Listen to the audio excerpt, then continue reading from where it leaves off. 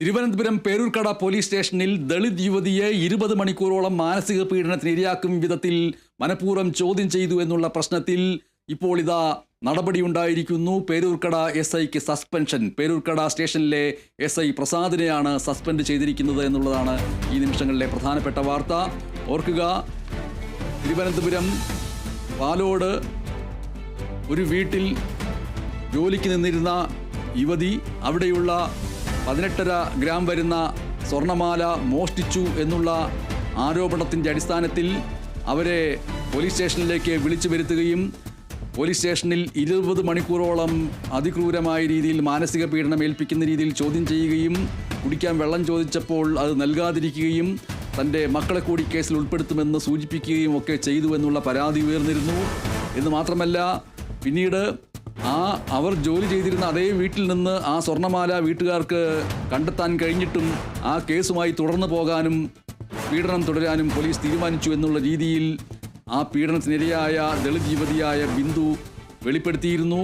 ആ വെളിപ്പെടുത്തൽ മറ്റൊരു രീതിയിലേക്ക് മുഖ്യമന്ത്രിയുടെ ഓഫീസിലേക്ക് തിരിയുന്ന രീതിയിലേക്ക് കാര്യങ്ങൾ എത്തിയിരുന്നു.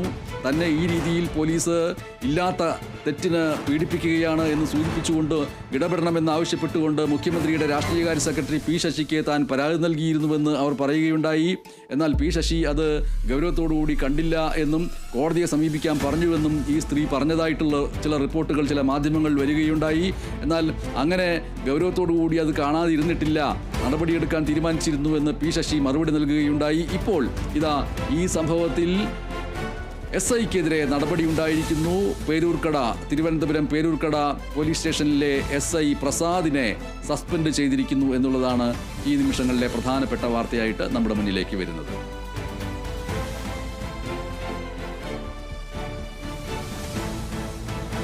തിരുവനന്തപുരത്ത് നിന്ന് D. ബിനോയ് ചേരുന്നു. ഇപ്പോൾ ഈ ദളിത് യുവതിയോടുള്ള ക്രൂരതയ്ക്ക് SIക്ക് സസ്പെൻഷൻ ലഭിക്കുന്ന രീതിയിലേക്ക് കാര്യങ്ങൾ എത്തിച്ചേർന്നിരിക്കുന്നു. D. ബിനോയ്, ഒരു ഭാഗത്ത് വേടനെ പോലെയുള്ളവർ, വേടൻ എന്ന് പറയുന്നത് ആധുനിക സംഗീതത്തിൻ്റെ പടത്തലവനാണ്, വേടൻ്റെ ഒപ്പം നിൽക്കുമെന്ന് ഒരു ഭാഗത്ത് പറയുന്നു. മറുഭാഗത്ത് ഇത്തരത്തിൽ വേടൻ പ്രതിദാനം ചെയ്യുന്ന അടിച്ചമർത്തപ്പെട്ട ദളിത് സമൂഹത്തിൻ്റെ പ്രതിനിധിയായ ഒരു യുവതിക്ക് നേരെ പോലീസ് സ്റ്റേഷനിൽ നിന്ന് ഈ രീതിയിലുള്ള ഒരു മാനസിക പീഡനം ഏൽക്കേണ്ടി വരുന്ന അവസ്ഥയിലേക്ക് കാര്യങ്ങൾ പോകുന്നു.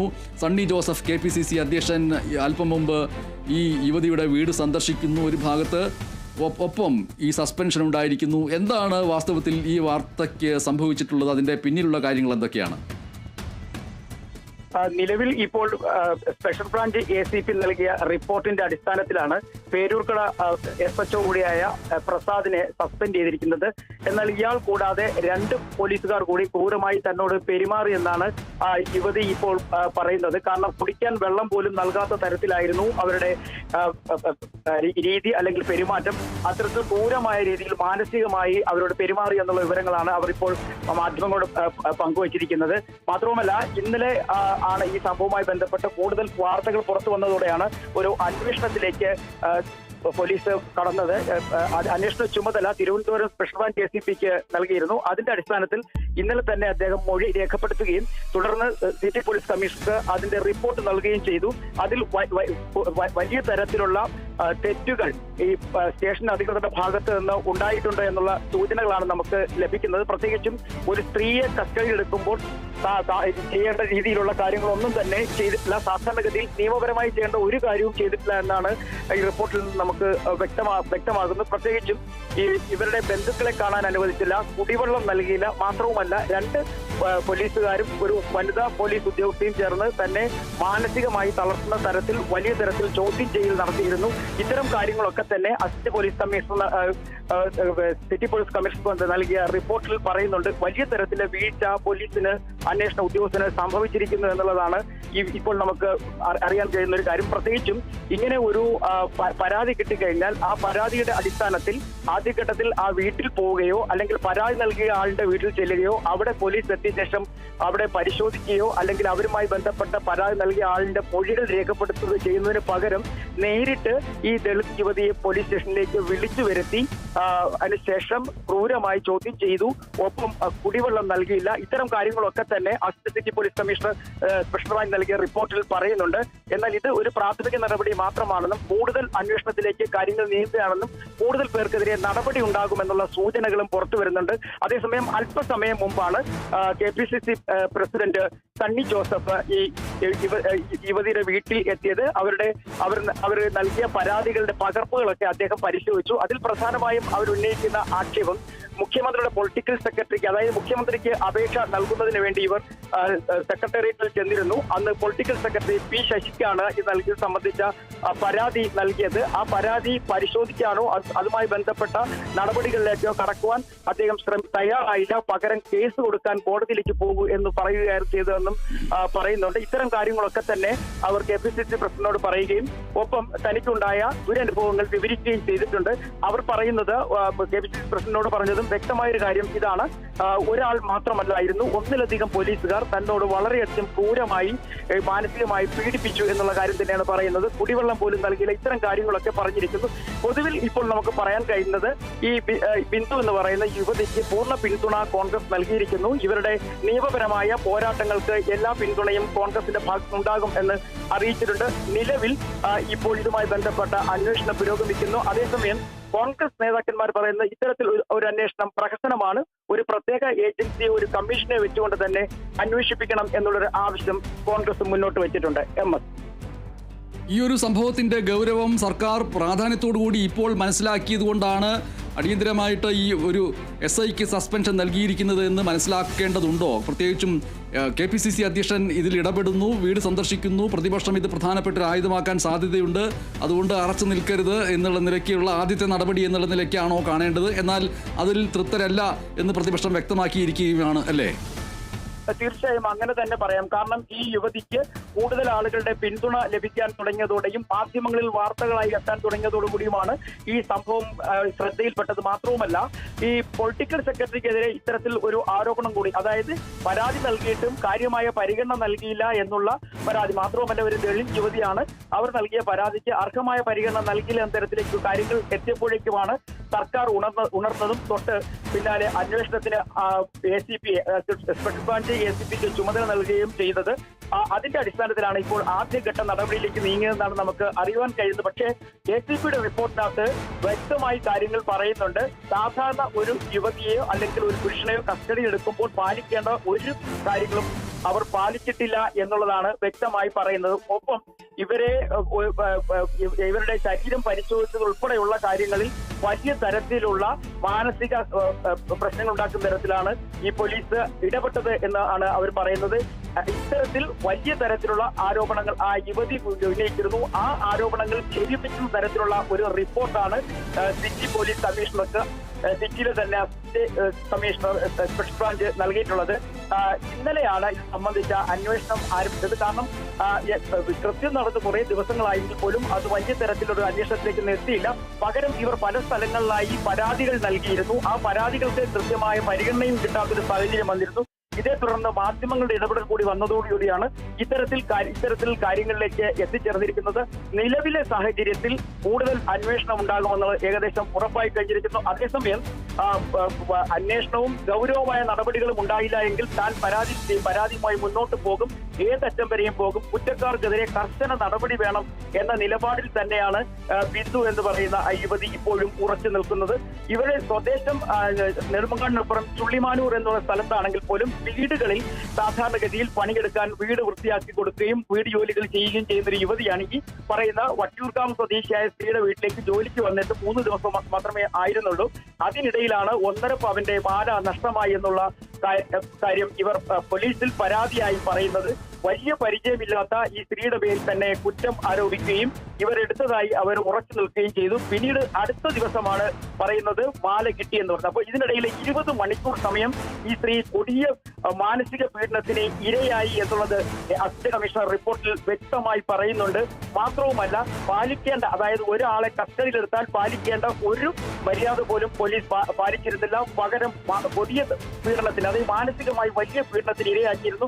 മക്കളുടെ മുന്നിലൂടെ തൊണ്ടി മുതലെടുക്കാൻ എന്ന് പറഞ്ഞുകൊണ്ട് ഒരു കുറ്റവാളിയെ പോലെ വീട്ടിൽ കൊണ്ടുപോയി.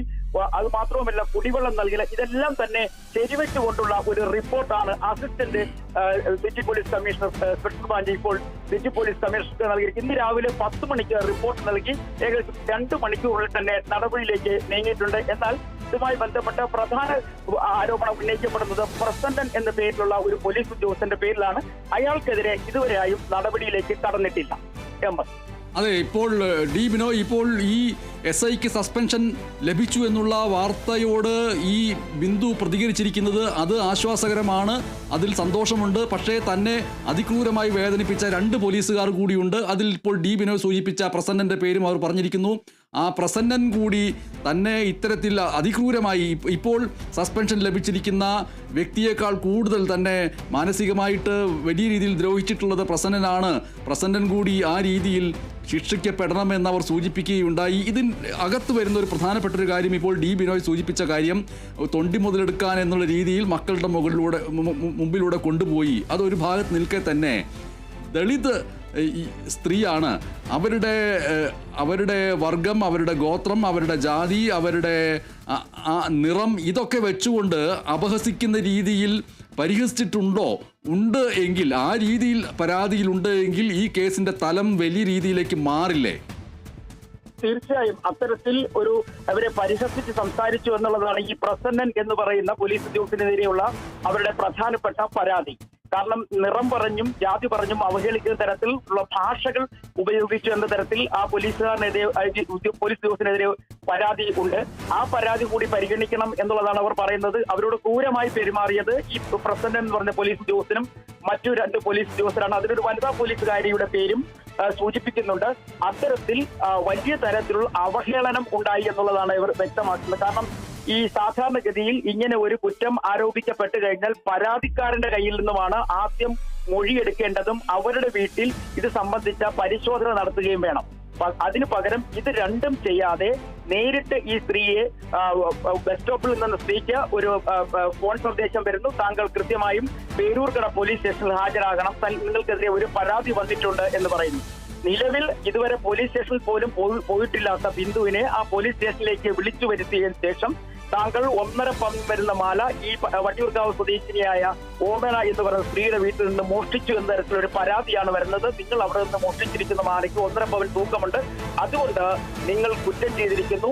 ആ മാല എത്രയും പെട്ടെന്ന് എവിടെയാണ് വെച്ചിരിക്കുന്നത് എന്ന തരത്തിലേക്ക്, അതായത് നേരെ കുറ്റം ആരോപിക്കപ്പെടുകയാണ്. ഇതുമായി ബന്ധപ്പെട്ട ചോദ്യം ചെയ്യൽ അല്ല, ഈ സ്ത്രീയുടെ മേൽ കുറ്റം ആരോപിച്ചുകൊണ്ട് തന്നെ പോലീസ് നീങ്ങി. അതിന്റെ അർത്ഥം ഈ ഒരു കുറ്റവും ചെയ്യാത്ത ആളിനെ അവരെ മോഷ്ടാവായി ചിത്രീകരിച്ച് കൊണ്ടാണ് പിന്നീട് മുന്നോട്ട് പോയത്. ഒരു അന്വേഷണം നടത്തിയില്ല, ഒന്നും ചെയ്തില്ല. പകരം ഈ സ്ത്രീയെ അവരുടെ ഏകദേശം മണിക്കൂറുകളോളം ചോദ്യം ചെയ്തതിനു ശേഷം വീട്ടുകാരുമായി ബന്ധപ്പെടാൻ പോലും അനുവദിച്ചില്ല, ഭർത്താവിനോട് ഫോണിൽ സംസാരിക്കാൻ പോലും അനുവദിച്ചില്ല. അപ്പോൾ അവരുടെ വീട്ടുകാർ വലിയ തരത്തിൽ ഭയാശങ്കയിലായിരുന്നു. ഇതിന് തൊട്ട് പിന്നാലെയാണ് ഇവരെ തൊണ്ടി മുതലെടുക്കാൻ എന്നുള്ള ഒരു പ്രഹസന നാടകത്തിലൂടെ അവരുടെ വീട്ടിലേക്ക് കൊണ്ടുപോകുന്നത്. അത്തരത്തിൽ മക്കളുടെ മുന്നിൽ കുറ്റവാളിയെ ചിത്രീകരിക്കപ്പെടുന്നു, നാട്ടുകാരുടെ മുന്നിൽ കുറ്റക്കാരിയെ ചിത്രീകരിക്കപ്പെടുന്നു.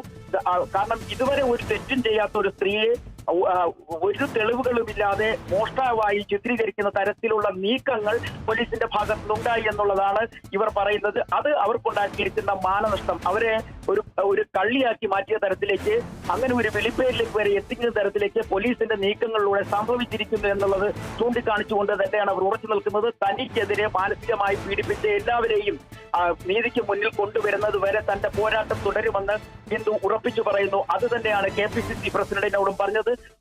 ഈ സാഹചര്യത്തിൽ KPCC പ്രസിഡന്റ് പൂർണ്ണ പിന്തുണയാണ് ഇപ്പോൾ ബിന്ദുവിന് നൽകിയിരിക്കുന്നത്. ശരി, ഈ വാർത്തയ്ക്ക് ഇനിയും വലിയ തുടർച്ചകൾ ഉണ്ടാവും. കാരണം അവർ ഇപ്പോൾ പറഞ്ഞിരിക്കുന്നത് തൻ്റെ നിറവും തൻ്റെ ജാതിയുമാണ് ഇവരുടെ പ്രധാനപ്പെട്ട പ്രശ്നം എന്നുള്ള നിലയ്ക്കാണ്. നിന്നെ കണ്ടാൽ അറിയാം, നിന്റെ മുഖവും നിന്റെ നിറവും കണ്ടാൽ അറിയാം നീ മോഷ്ടിക്കും എന്ന് പറയുന്ന രീതിയിൽ നമ്മുടെ പൊതുസമൂഹത്തിലുള്ള വരേണ്യമായ സവർണമായ